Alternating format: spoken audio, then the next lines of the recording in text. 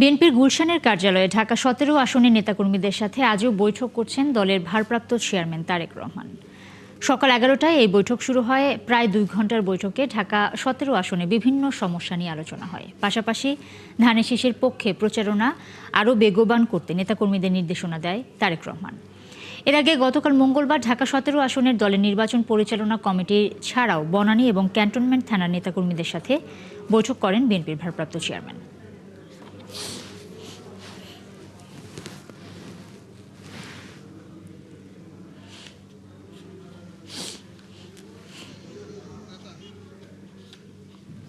দর্শক, যেমনটা জানাচ্ছিলাম, বিএনপির গুলশানের রাজনৈতিক কার্যালয়ে ঢাকা ১৭ আসনের নেতাকর্মীদের সাথে মতবিনিময় করছেন বিএনপি চেয়ারপারসন তারেক রহমান ভারপ্রাপ্ত।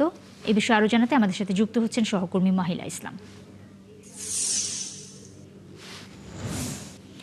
মাহিলা, মতবিনিময়ে কোন কোন বিষয়গুলো উঠে এসেছে আর কি কি তথ্য রয়েছে বিস্তারিত যদি বলেন।